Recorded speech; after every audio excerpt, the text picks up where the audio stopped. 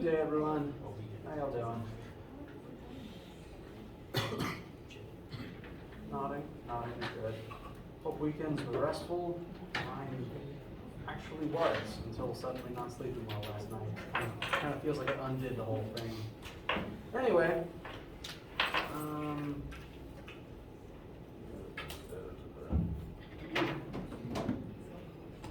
today is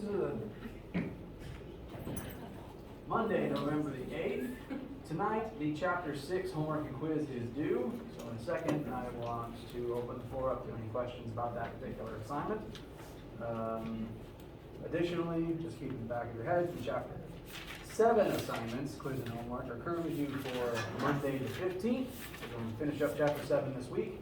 Today, I actually want to spend most of the day talking about centripetal acceleration, and then later in the week, we'll talk about such concepts as torque and universal law of gravitation. I have actually finished grading the tests, and if you want yours now, you can come collect it after class today. I'm actually going to somewhat delay the day where we look over the whole thing together in class because, sorry, I forgot to talk for a second there. Lab this week is specifically about centripetal acceleration, and I want to make absolutely certain that we have a lecture about that today, just that everyone has seen the information beforehand. So, the day where we look over the tests together in the room, talk about some patterns I noticed, and when I post the answer key to WebAssign, that would probably be Wednesday. You can, however, collect your test now if you just want it. I'm not going to keep it from you. But that's going to have to happen after class at some point. I have them all with me. Just come up, remind me what your last name is, and then I'll give it to you. And I'll make sure that everyone has it back to them by Wednesday, and we will make sure to talk about the whole thing front to back on Wednesday as well. But today, I definitely especially want to get through centripetal acceleration for the sake of lab this week. So, minor delay there, but I promise it's for the benefit of your class this week. Before we move on to looking briefly at Chapter 6 homework, does anyone have any questions, concerns, etc.? Yes? Number 4. Oh, on the Chapter 6 homework? All right. 4, looking for, so I'm glad you asked. 4 is entirely a concept question. I know sometimes WebAssign will ask you some weird situation where you have to come up with a formula and try to input the formula into WebAssign. This is not that. This is here specifically because it isn't that type of question. This is a concept question about the relationship between final momentum and initial momentum. To look at this physical situation, we have kind of a complicated pendulum. We have a block of wood that is hanging from the ceiling, so it is a pendulum. It is able to freely swing back and forth, and someone is going to shoot that block with a bullet. This type of situation is not actually that uncommon. It's a way to test the strength of firearms and other projectiles as well, actually. This type of pendulum has existed for a long time. We have a few in the building that are designed to be used with the marble cannons, as opposed to firearms. So this physical situation might seem weird, but it's actually not that uncommon. And this is a collision. And so like all collisions, it has a before state and an after state. The before state is we have the bullet heading towards the block. The bullet has velocity, some amount of momentum, and the block does not. So originally, all the momentum rests in the bullet. Afterwards, the two are going to collide. The bullet is going to lodge itself into the block of wood, kind of like how examples in the past where we did when we shot an arrow at something. We've done others where the cars stick together. This is an inelastic collision. The objects are going to stick together and travel together at one combined final velocity. So our before state was the bullet had all the momentum. Our after state is the two masses are moving together at some new final velocity.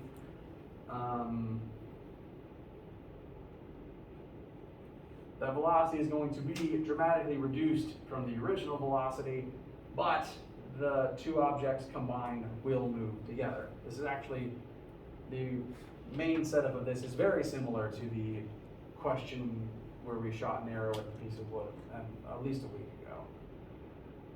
Probably 2 weeks ago. And now that the block has momentum, the block bullet system combined, it's going to begin moving. It's going to try to move horizontally, but because it's attached to a pendulum, it actually can't, so it's going to end up swinging upwards instead. And the only thing you're actually asked here, the only question of substance, because part B, you can upload anything and get your free point. The only actual question you're asked here is determine the ratio of momentum immediately after the collision compared to the momentum immediately before the collision. It wants you to look at the momentum after and compare it to the momentum initial, specifically in the form of a ratio. After divided by initial will kind of tell you what percentage of how much of the momentum was conserved in this situation.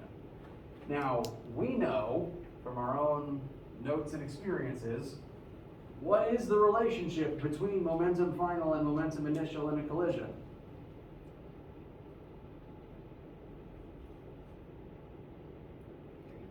They're equal. We know that in every single collision imaginable,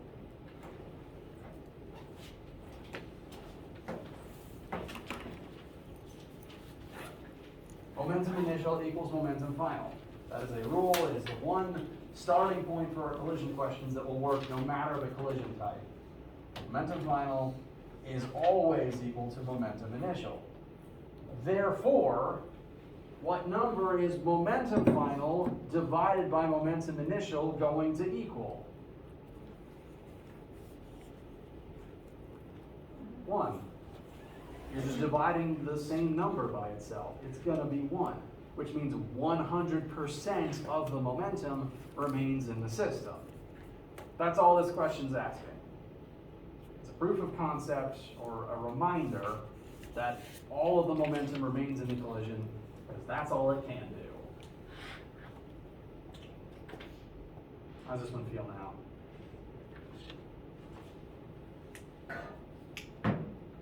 Alright.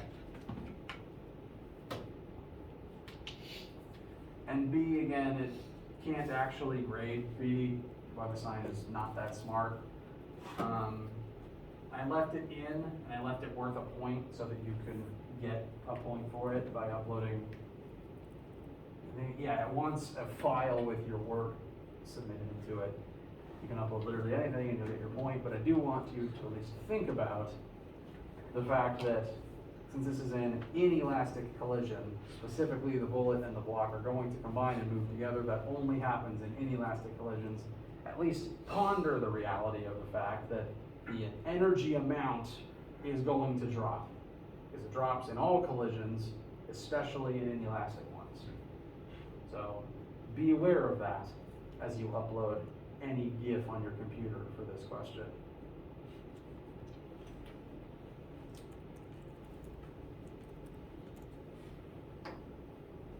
Does that help with whoever originally asked about it? Okay. While we're looking at the homework, I want to briefly at least draw an amount of attention to number 2, the astronaut filling the tank of air, and number 6, the 2 cars colliding, primarily because I've had several students emailing me asking me, I'm doing the work, I think I'm really right, Webassign's arguing, what happened? And these 2 questions notoriously seem to be causing problems because of the degree to which Webassign is rounding and the specificity of its answer. For very strange reasons, the degree to which you round can change your answer by a significant margin for these questions, specifically number 2 and number 6. To the point where a human reading over your work would completely agree that what you're doing is right, but the answer fluctuates by such a degree that Webassign will fight you about it. So particularly if you're having a hard time getting WebAssign to give you the correct answer for 2 or 6, please tell me. Send me a picture of your work via email, because if you just ask, hey, what's wrong, without sending your work, I'm going to reply asking to see your work so that I can do it myself, make sure that what you're doing is right, and then I'll go back and WebAssign and give you the point. So 2 and 6, I noticed this with the most. Be aware of that as you finish up tonight. And if you're having issues with it, preemptively send me your work so that I don't have to send you an email asking for it. Would anyone like to look at these or a different one in any amount of detail?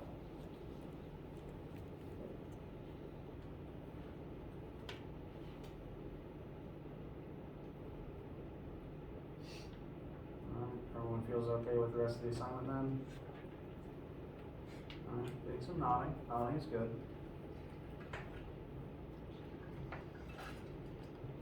Pardon me. Okay. Alright. I have this weird thing where water makes me choke and I need to eat food to fix it, which is not great if I don't have food and because I'm constantly drinking water. So, if anyone has any questions about the Chapter 6 assignments, please do not hesitate to let me know, either during this lecture or afterwards. If there's nothing right now, then I am going to suggest we take a look at centripetal acceleration together so that it is familiar to everyone when they take lab this week. Any issues before we move on to that? All right. So centripetal acceleration and centripetal force as concepts are things that you as humans existing on this planet have definitely interacted with. So I'm going to be trying to explain them in terms of the things you have experienced and just putting words to them. So, there's currently 3 images on screen. We have a person swinging a can by a rope above their head. You might not have played this specific game, but some of you have probably done something similar at some point. We also have an image of the moon orbiting the Earth, and we also have a bunch of cars driving endlessly in a circle. What do all of these images have in common? They rotate. There's rotation involved, absolutely yes.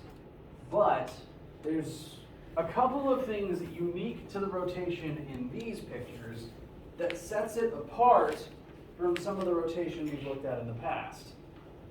So what makes all of this rotation different from a wheel spinning?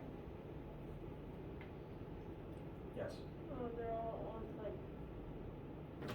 it's like over a surface area? Possibly.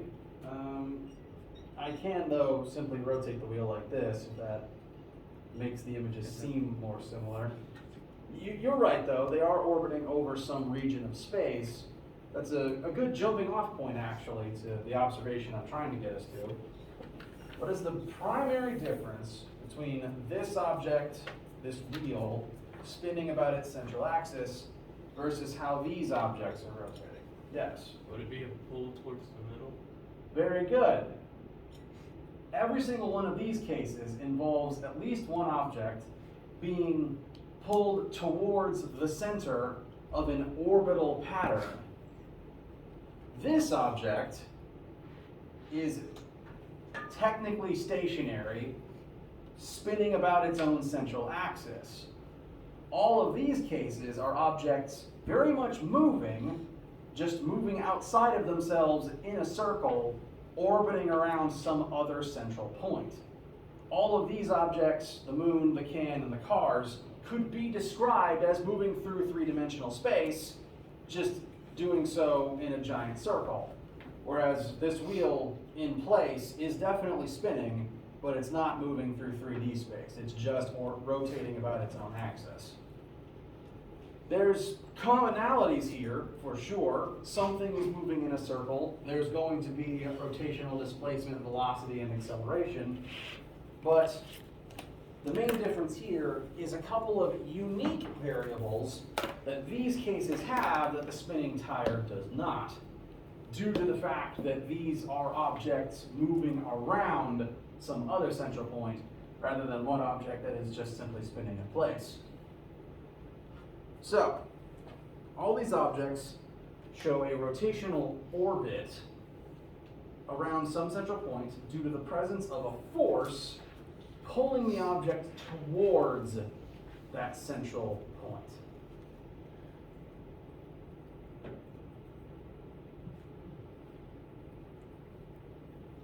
In every single one of these cases, there is some force pulling the orbiting object towards the center of its circular path. Let's start from left to right and just try to identify the forces involved in this activity.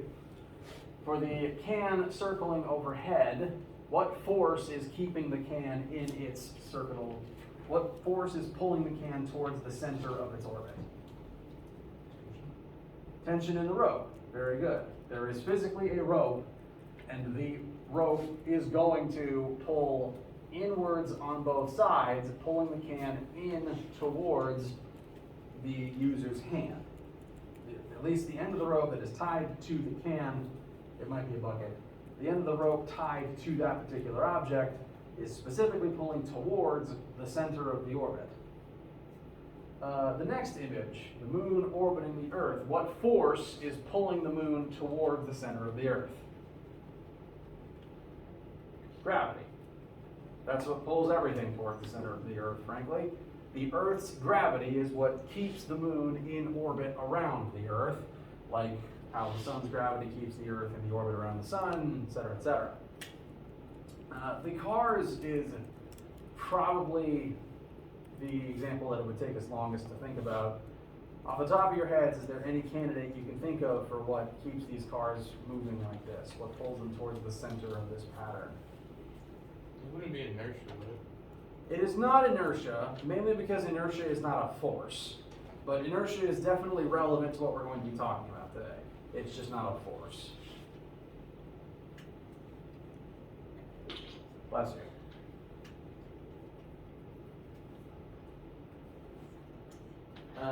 Again, this one might kind of be the weird one, or at least the one that's at least weird to the way that the human brain tends to think. It's actually friction. When you are driving and when you turn the wheel, you physically turn the tires of the wheel as well. They change direction in order to get your vehicle to the point where you want it to go. And when the tires turn like that, you also change the direction that friction is being applied to your car. And in this specific case, depending on how much you turn the wheel, the friction ends up pointing towards the center of the circle. Kind of the weirdest case here. We might not dwell on it too much, but when you're driving in your car, that is technically what happens, just to inform your daily experience. So, all these cases, there is some force pulling the objects towards the center. And, give me 1 second.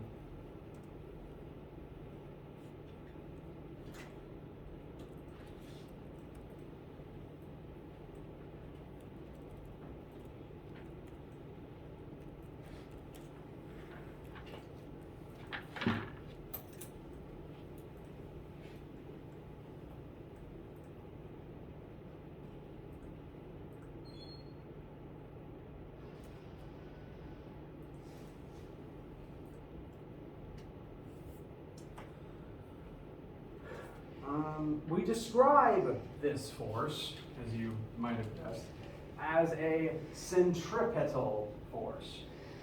And as with, I hope, most physics words, the definition for centripetal force actually lies in the roots of the word itself. The root word century refers to center, not actually centi like centimeter, but century for center.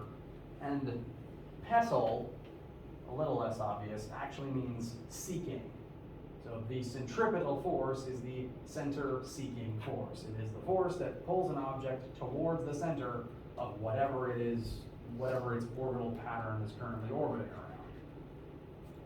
Whenever a force acts as a centripetal force, it will cause an object to move in this circular orbit, and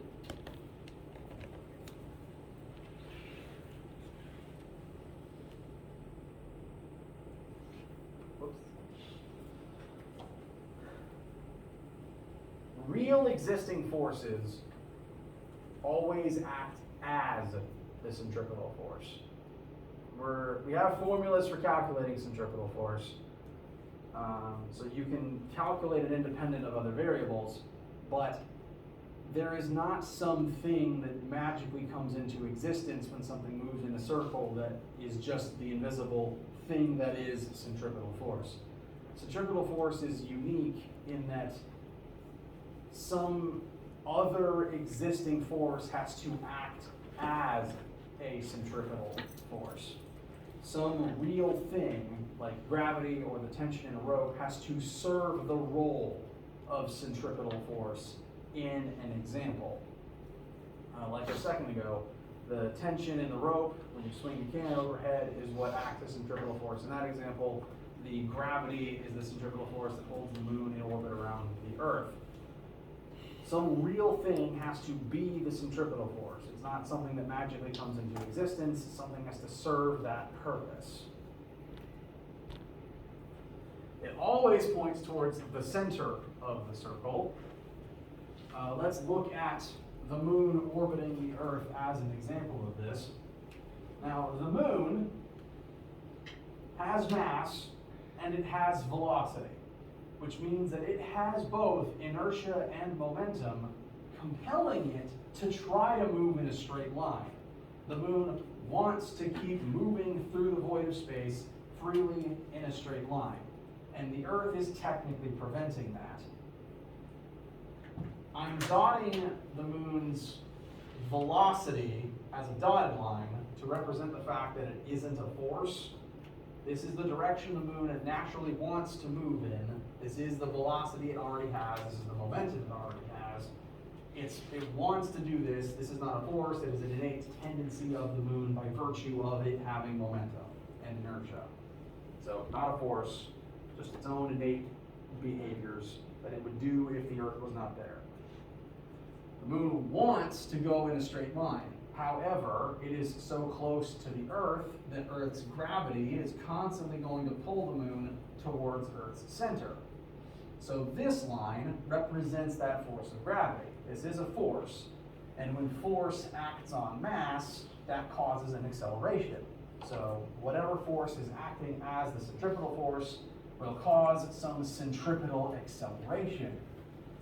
Centripetal acceleration, which I'm going to abbreviate as normal script A with a subscript of C, is its own unique variable. It is actually completely distinct from normal acceleration and rotational acceleration. It is its own variable, it is its own value. So it is a third acceleration that you will sometimes need to calculate. They're not realistically, these three things will never realistically be the same number, and centripetal acceleration kind of exists in a weird gray area between the linear and rotational worlds, because, well, the moon is moving through three-dimensional space, so it does have some linear movement, some linear acceleration, but at the same time it is also rotating around something, so it also has these rotational values in addition. So centripetal concepts are kind of both linear and rotational at the same time, which is why it's their own independent variable, its own independent value. It's kind of a weird middle ground, and thankfully we have multiple ways to be able to calculate it, to try to make it simpler. And because Earth's gravity is acting as a force on the moon is going to be pulled towards the center of the Earth. So because of this force, the moon is going to accelerate towards the center of the Earth. Technically, the moon is falling towards the Earth right now as we speak. Don't panic yet. The moon is going to accelerate towards the center of the Earth due to this force equals mass times acceleration. But at the same time, the moon already has some amount of velocity trying to make it move forwards in a straight line. So it's going to kind of do both at once. It's going to move forwards and it's going to accelerate towards the center of the Earth at the same time. So forwards and accelerate towards the center of the Earth. As a result, the moon kind of ends up here. Well, no, not kind of. The moon does end up here. If the Earth wasn't present, it would have ended up here. If it didn't have its own velocity, it would have ended up here. But because it had both, a forward velocity and that force of gravity pulling it towards Earth, it wound up here instead. It did both at the same time, forwards and forward. And because it accelerated, acceleration is defined as the change in velocity, which can include the velocity's direction. Now its own inherent velocity isn't pointing in the same direction, it's now pointing some other way, tangent to the orbital circle that it has now created. So now its velocity points that way, and because gravity always points towards Earth's center, the gravity now points in this direction, as opposed to the slanted line that it used to move at, that it used to pull at. So both the velocity and the force have changed direction, and they are always perpendicular to one another. This combination of trying to move forwards and accelerating down at the same time keeps causing the moon to end up both forwards and down at the same time, and all the forces and velocities end up repeatedly changing direction, and they're always perpendicular to one another. So this weird kind of glitch happens every single step of the way, forming the moon's orbit. Orbital patterns, be it gravity or be it literally caused by a rope, is due to an object wanting to move forwards and being pulled toward the center at the same time. If either of those two exist without the other, you don't get an orbit. If the moon had velocity but no gravity from the Earth, it would just rocket off into the void in a straight line. If there was gravity between the Earth and the moon, but the moon didn't have its own built-up velocity already, it would just fall to Earth, and then bad things would happen. It's only because both exist at once that we get this orbital equilibrium caused by centripetal force. And so this is what creates all orbits. An orbit is defined as one object moving in a circle around some other point, which is technically mathematically different to one object staying in place, spinning about its own axis. So, similar to the rotation we've been doing so far, but legally distinct. How does this feel so far? Okay. We'll take a quick pause because I need some water. And then we will do a quick example, and I will also show you some examples of what centripetal force isn't, because I find those as helpful sometimes.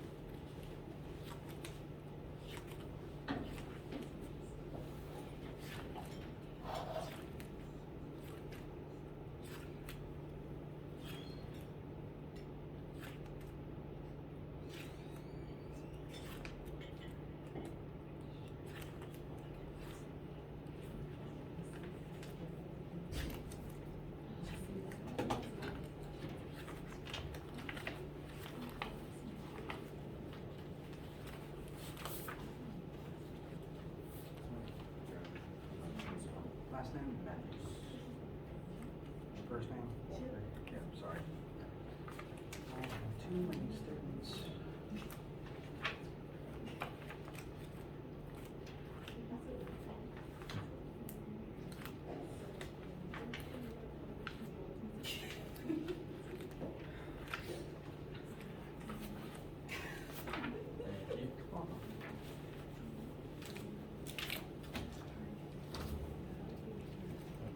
Can we get her test? Wait, can we get her test? Now we're just waiting. You need to continue this now. Yes, later. All right. So let's do a quick centripetal force example just to show how the math relates to the real life situation. This is going to be putting some numbers to the earlier picture of a person swinging an object above their heads by a rope. I don't have a demonstration of that right here. I kind of wish I did. But say for instance, we have a rope, and at the end of that rope is a bucket filled with water. You can, and you can try this on your own if you want to, in a safe environment.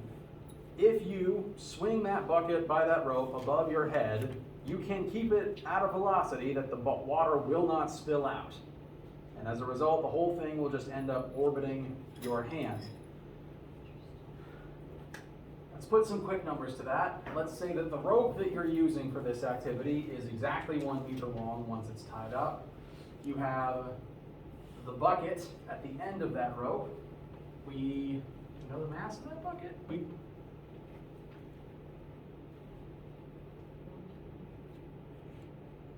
Yes, we do. Thank you. That bucket has a mass of 1 kilogram along with the water inside of it. It's at the end of that 1 meter rope. We are going to swing it above our heads, and as we're doing that, we get it up fast enough to have a linear velocity of 3 meters per second. So we're moving it pretty quick. We have to keep it moving pretty quick in order to keep the water from spilling out. And as we're spinning it, the rope is taut, there is tension within the rope, and it is as extended as it will get. So, first question, what must the centripetal acceleration of this mass be in order for it to orbit at this radius?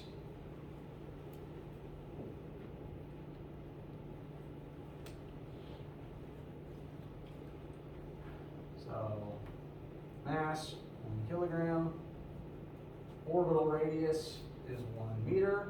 That is the maximum distance that the bucket can possibly be from the center of the orbit, which would be our hand.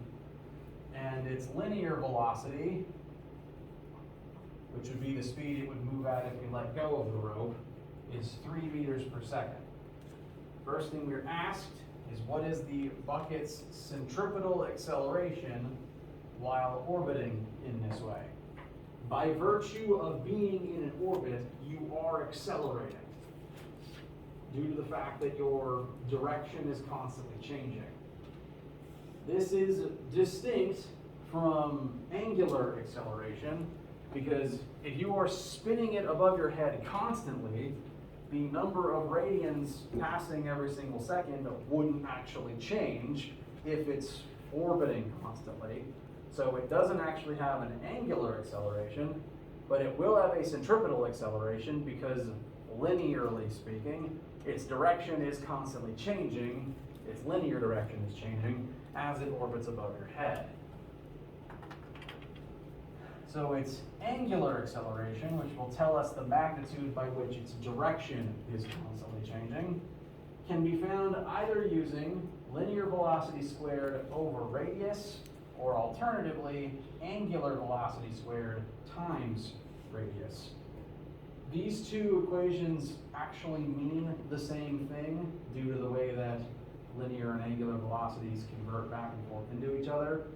These two mean exactly the same thing. Which one you use just depends on if you know linear or angular velocity.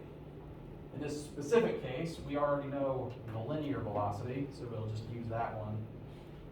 Angular acceleration is linear velocity squared, so 3 squared, divided by our orbital radius, which in this case is 1 meter. So 3 squared divided by 1 will have a total angular acceleration of 9 meters per second squared. 9 meters per second squared.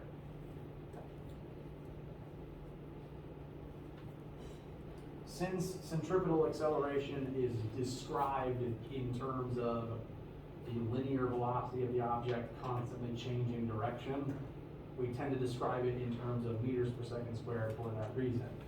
And looking at the formula, velocity squared would be meters per second.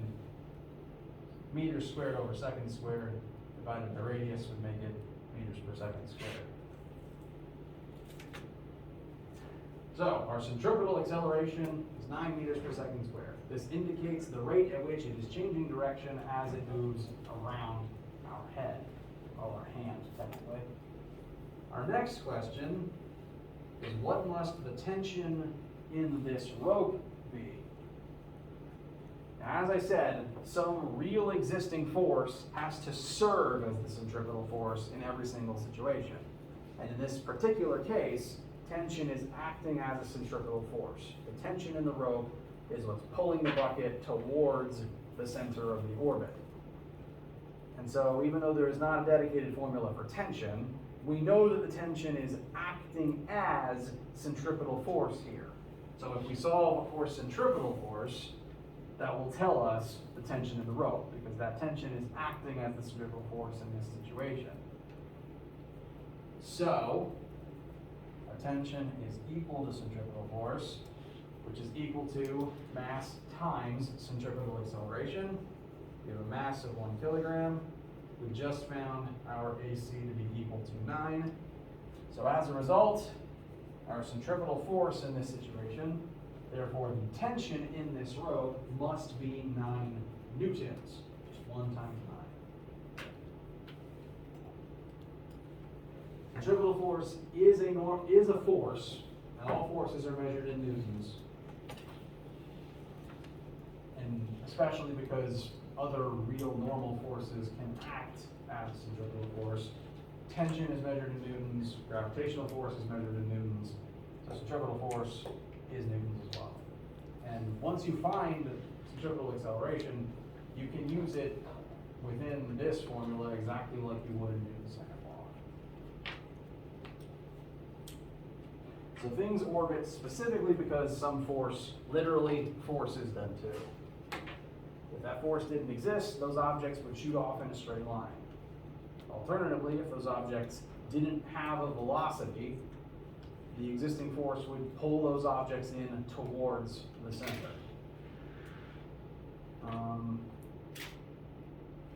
Questions so far? How does this feel so far?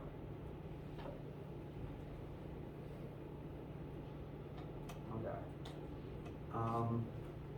Now, in the case of the moon orbiting the Earth, it's pretty easy to visualize if the moon wasn't moving forwards that it would fall towards the Earth.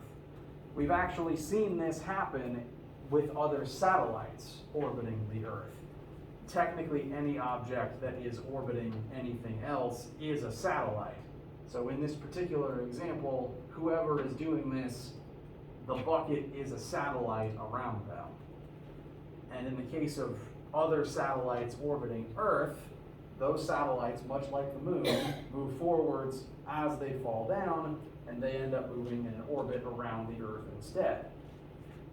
If those satellites slow down, so say for instance that the velocity squared shrinks, they end up falling out of the sky. In the case of specifically a satellite orbiting the Earth. This is because the force pulling them doesn't actually change, because gravity doesn't really change all that much. Therefore, the centripetal acceleration would remain the same. If centripetal acceleration remains the same, but velocity shrinks, radius is going to shrink too. And in the case of a satellite orbiting the Earth, if orbital radius shrinks, that means it's falling. Eventually, it'll shrink to the point where it just hits the ground. You can see this as well, actually, in this example, and I'm going to actually, spring is a bad idea because it's going to contract and do weird things. So instead, I'm going to use my computer symbol because it doesn't expand. So I'm only going to use so much of it. It is currently orbiting around my hand, and if I let it slow down, it is technically pulled towards the center of its orbit. Gravity has also pulled it down, but it has technically been pulled towards the center. This will happen universally, not just with falling objects.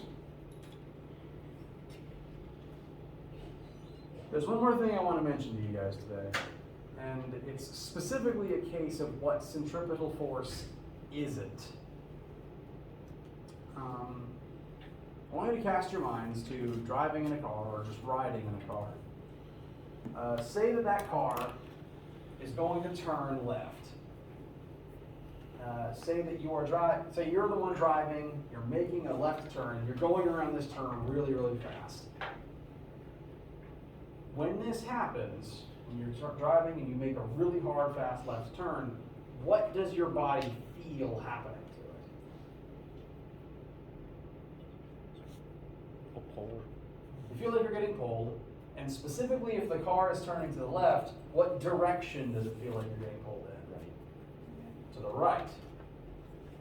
So this perception that you're remembering is real. You feel this. However, there's not actually a force pulling you out of the circle. You're feeling something, not arguing with that, but there is not a force pulling you out of the circle. It just feels like there is. This thing that you're feeling is called centrifugal force. And I want to mention it to refute the fact that it is the same thing as centripetal force. Centripetal force is the force that literally pulls you towards the center of the circle. Therefore, it's the force that is actually allowing you to make this turn. Centrifugal force is a phenomenon that you perceive because of a weird combination of inertia and the fact that we have blood. I'll elaborate in a second, don't worry. The word centrifugal will probably seem familiar to you. One, it gets mentioned from time to time in common parlance. And two, it's very similar to the word centrifuge. So the machine of a centrifuge utilizes the principles of centripetal and centrifugal force to do what it does. But technically speaking, when you feel centrifugal force, there is not actually a force trying to pull you out of your car.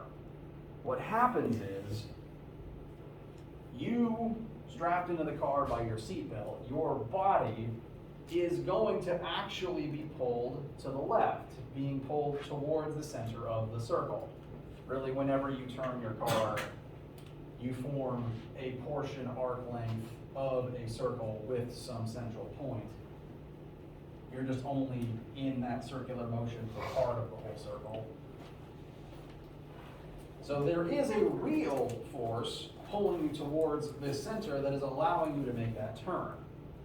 What you're feeling, though, is due to the fact that your body and all the individual cells inside of your body wants to move in a straight line.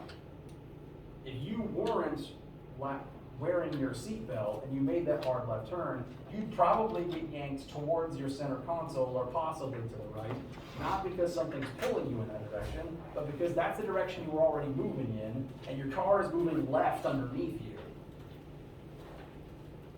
If you are wearing your seatbelt, this will still try to happen. Your body will lurch in that direction, because that's the direction you were already moving in, and your car, via the seatbelt, will force you to the left. And the reason you feel like you're being pulled to the right is because even after your larger body has been pulled to the left, the blood inside of your body is made up of individual cells with its own inertia, and those cells are still trying to go to to the right, or rather still trying to go forwards. So they end up pressing against your muscles, your blood vessels, your skin in an attempt to keep moving forwards. And that's what you're actually feeling. It is your blood pressing against you. Meanwhile, your body will exert an inward, leftward force to hold your blood in your body and force it to come along with the rest of you. You can kind of mimic that. I don't recommend you actually go make a super fast left turn in your car, but you can kind of emulate this effect by just, I also recommend you do this outside in an open field and not near another person, just swinging your arm around really fast. Eventually you will feel the blood pool up in your fingertips from this. Exactly. So, the sensation you're feeling is real, but it is not specifically due to a force trying to rip you out of the car or rip the blood out of your body. It's actually due to inertia trying to keep moving forwards while you're being pulled to the left instead. So, you felt this. The feeling you have is real, but it is not actually due to a force. So centrifugal force isn't technically a force, it's actually just inertia doing what it's supposed to do. And the only force present is the centripetal force, actually making you move in a circle. Questions? Okay. We'll wrap things up here for today. We'll be utilizing centripetal force in lab this week, and as the week goes on, we will continue talking about more rotational, spinny type things, in addition to giving tests back and looking at those. Let me know if you have any questions as we were working on things in these upcoming days, especially if that science is fighting you on your homework answers.